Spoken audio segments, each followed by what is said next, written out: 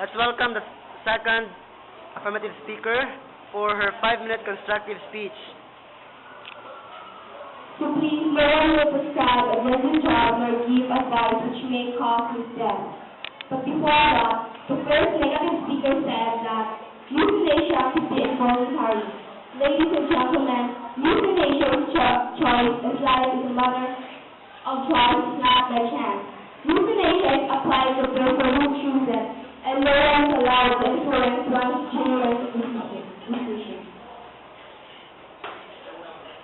Ladies and gentlemen, I, as the second speaker, will lay down the plans to solidify our content of the propositions that, after considering the plans and legalizing the euthanasia, these plans will help you all, the innocent parties or the appellant, defendants, and all their legislation solve the issue in a clear, manageable, and controlled way.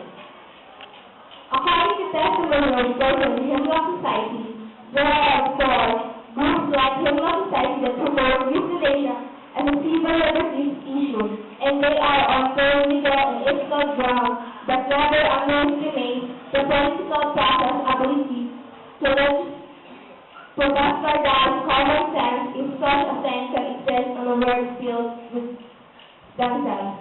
Here are some summary of the Hemlock Society beliefs.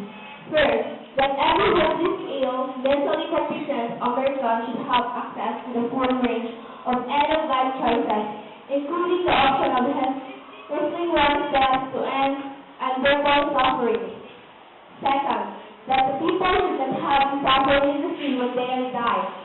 Third, that all religious faiths should be respected, but no one should be allowed to impose their beliefs about end-of-life choice in others. Fourth, that the homeless CEO have a right to choose quick, gentle, certain death in the process of their loved ones. Fourth, that physicians should be allowed to help patients achieve a peaceful, dignified death if that's what the patient wants. Sixth, that the law should always be followed, but that there was a law doesn't permit physicians in dying if it should be changed. 7. That maintaining control over how we die is just as important as maintaining control over how we live. 8. That no government has the right to tell us how we die. And the last one is that the very fundamental choice and dignity in the final chapter of life is morally and ethically wrong. One of the most popular opinions in euthanasia is that it is morally acceptable and that those who want to die should be able to die. But many of the people also feel that it cannot practically be put into legal policy. Blocks such as a new policy that tries to minimize the potential bad consequences of legalizing euthanasia. First, only physicians can perform euthanasia. Second, patients must be fully aware and informed of medical conditions. Third, must ensure patient requests for euthanasia is disabled and enduring, such as waiting period. Fourth, all reasonable alternatives must be explored for improving patients' quality of life. Fifth, a scientific examination must be taken to assure that these patients are capable of informed consent. For active euthanasia, the conditions must be made. First, the patient must be suffering from unbearable physical pain. Second, death and must be invisible and growing rare. Third, the patient must be given consent, unlike passive euthanasia, leaving wills and family consent will not suffer. Fourth, the physician must have exhausted in all measures of pain relief.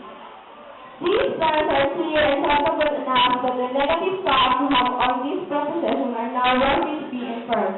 Thank you and God bless. And now I will the Explanation of the second affirmative speaker by the second negative speaker for 3 minutes. Good morning, my dear opponents. Are you ready? Yes, of course. Okay. Are you aware that euthanasia or killing is a criminal act? Of course. If so, you're aware that criminal act is against the law and will be in prison. Yes. If so, you're aware that mercy killing is a human rights violation. No, because all religious faiths and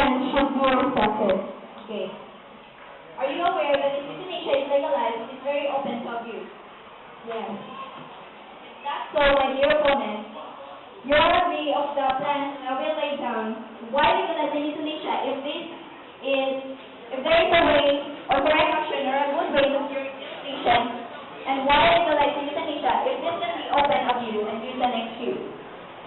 That's all, my dear opponent. Thank you. Thank you so much, both speakers. Let's now welcome